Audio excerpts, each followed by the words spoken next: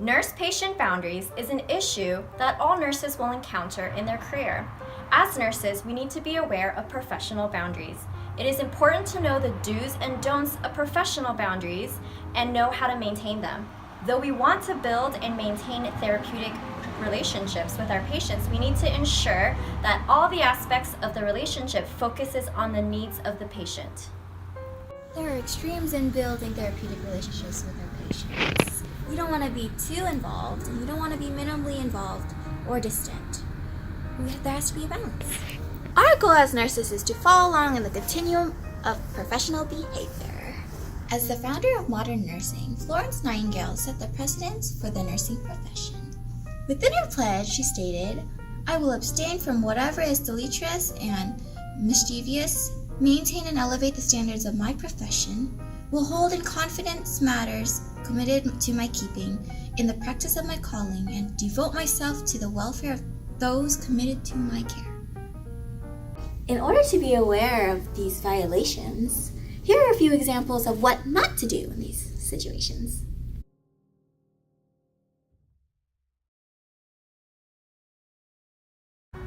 Hi, Miss Lee.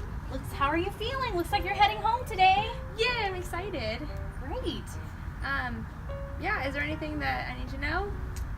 Well, we talked about your medications, and we talked about how to manage things at home and what kind of diet you should be eating. So if you have any, do you have any other questions for me? No, but I do want to let you know that you were a great nurse. Oh, thank you. You were very attentive, and I really appreciate it. So I got you a little something. You didn't have to. Yeah. I really, really appreciated all the hard work that you did. So here's a little gift for you. Bag. Oh, thank you so much. And You're welcome. maybe I can stop by your house and bring you your favorite soup that you like. Oh, that'd be really nice. Yeah. Oh, let me give you my address. Here, I have pen and paper for you.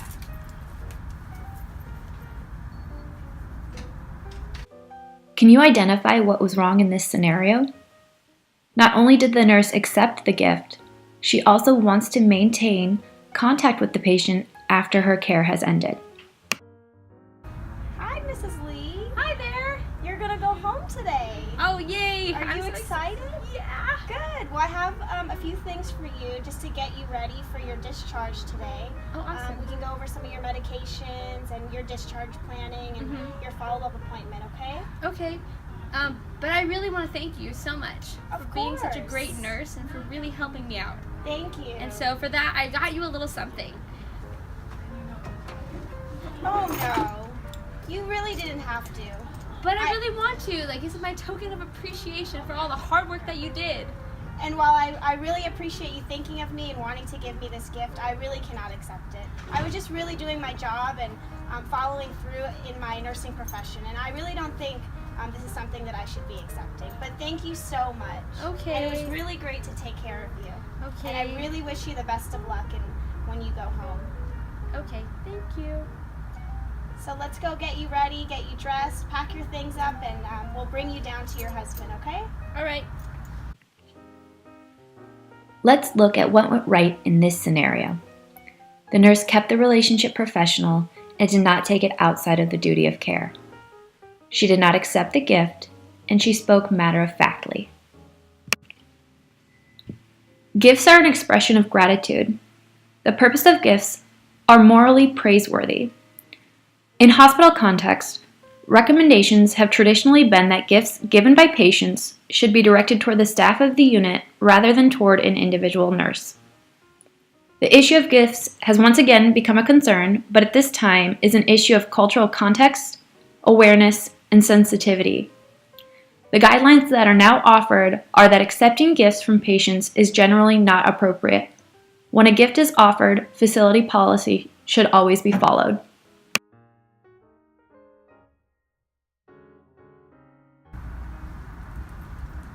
Hi, Miss Lee. Are you doing okay? Yeah, I'm fine. Are you sure? You don't look too good. Well, actually, my boyfriend's cheating on me. My dog just died, and I might lose my home, so everything is not good right now. That is so terrible. Yeah. Well, you should definitely dump him, It's so terrible. first of all. And then you can come stay with me. if you need something, if you need a place to stay, you can always stay with me. Stay with you? Mm-hmm. Oh, that's so nice of you to offer. Thank you so much. Can you identify what is wrong in this scenario? The nurse crossed professional boundaries by oversharing and discussing her personal issues with her patient. Hi, Mrs. Lee. Hi. How are you? I'm okay. I'm doing okay. Okay. Are you doing okay? Yeah, I'm good. I've just had a really busy day with all the other patients, but Oh, so far it's good. okay. I understand. So I have a couple meds that I need to give you. Mm-hmm. Are you ready to take them? Yeah. And then I can set you up for lunch. Okay. Okay. Great. Hey, Anne, what's wrong? Oh my God. I found out yesterday that my boyfriend cheated on me, and he's been cheating on me for the last couple of weeks. And I don't know if I'm able to pay my mortgage. And we bought a house together. So just all these things are just piling up. And today is just crazy. All the patients, all the admissions. Well, we're a team, so we're gonna work together. Keep each other afloat, and then let's go out after work for some coffee and we can talk about it some Okay. more. Okay? Thank you. Let's look at what went right in this scenario. The nurse did not involve the patient in her personal problems, and she maintained professional demeanor while delivering patient-centered care. Self-disclosure is a behavioral aspect of relationships that expresses authenticity and reciprocity. Nurse self-disclosure is sharing information about you, the nurse, to the patient. It is the easiest and most often cross-boundary violation of a therapeutic nurse-patient relationship. There are 3 types of self-disclosure: deliberate, unavoidable, and accidental. Deliberate nurse self-disclosure may confuse patients and strain the nurse-patient relationship by causing role reversal and burden to the patient. It is the nurse's duty to divert all conversation directed back to the patient and to maintain patient-centered care. Patients may ask personal questions of the nurse, such as "Where are you from?" These questions may be used by patients to make general conversation or to make the patients feel more comfortable with the intimate nature of nursing care. Sometimes not self-disclosing might make the nurse seem evasive and closed off, and therefore at times self-disclosure may be appropriate. The nurse needs to practice their answers so the questions do not offend the patient that is making conversation, and the nurses always need to maintain appropriate conversations and not disclose intimate details of their life.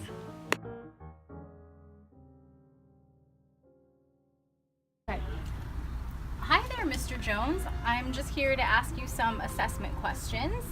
Okay. You're really pretty. Thank you. Can I ask you some questions? Sure. Are you single? Maybe. Maybe. Well then. Can you identify what is wrong in this scenario? The nurse encouraged the patient's behavior by laughing along and touching the patient's arm. The nurse did not set boundaries or address the inappropriate behavior of the patient. Hi, Mr. Jones. Hi there. How are you doing today?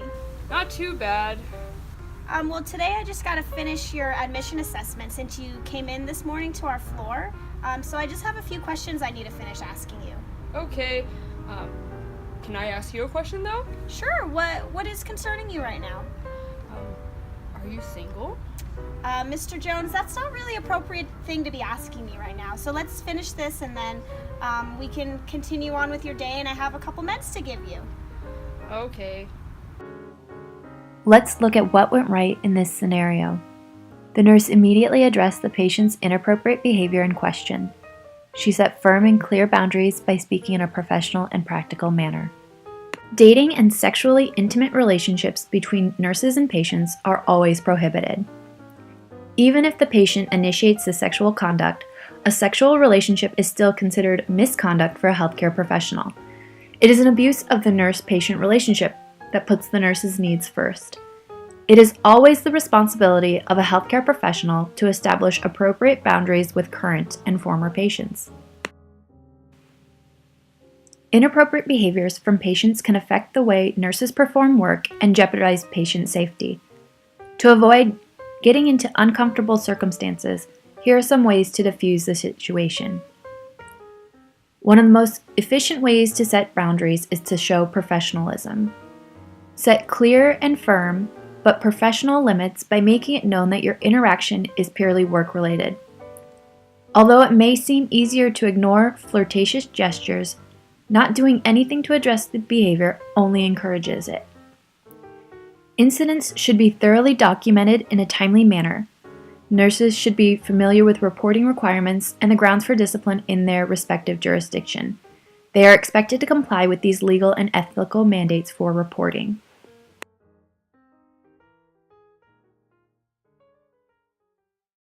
Melissa, how was your day today? So long. My patient keeps asking me a bunch of questions. It's so annoying. I know, it's been so busy today. We're way too overbooked today. We are. Hold on, 1 second.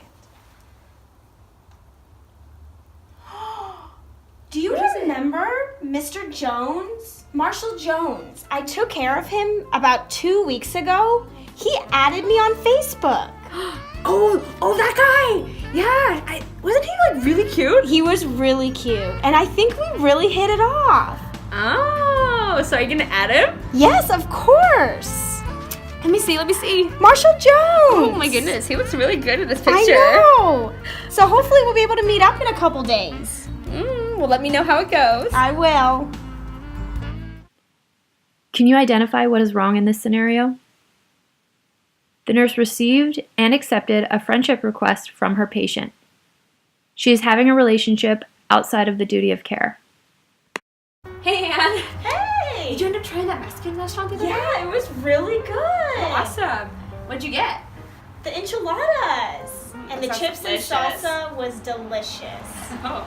Hold on. Do you remember Mr. Jones? Marshall Jones in 21 bed A? Oh, your patient. Yeah. Oh, yeah. He added me on Facebook. Oh, that's weird. I know, he was a really nice guy. Yeah, but he was. I feel like I shouldn't add him back. Yeah, you're probably right. That's definitely against patient boundaries. And against our hospital policy, of course. Yes, of course. So, yeah, I guess time to end that. Yep. Yeah. Let's look at what went right in this scenario. The nurse does not accept the friend request from the patient, and she does not harm the nurse-patient relationship. The internet enables people to access unlimited information and interaction through social media. Social and electronic media have great potential for improving communication and providing information to healthcare consumers. People can use the internet to search out information about healthcare providers, or vice versa, healthcare providers could use the internet to seek out information about patients. This happens due to normal curiosity or due diligence. Inappropriate social media use by nurses is concerning for employers, educators, and regulators. Former or current patients may use the internet to seek out friendships or to keep in contact with nurses, or nurses could use the internet to seek out friendships with patients. This is a breach in confidentiality and threatens the nurse-patient relationship. How can nurses recognize that they are crossing boundaries with a patient? If you are questioning your behavior or a colleague's behavior with a patient, it's time to evaluate. Do you disclose intimate details of your life with patients? Do you keep your patients' secrets? Do you believe that you are the only person who understands and can help that patient? Do you engage in or encourage flirtatious behavior? Are you friends with patients outside of caring for them? If the answer is yes to any of these questions, you better check yourself before you wreck yourself. Have self-awareness and have accountability, and do not be afraid to reach out for help if you have any concerns.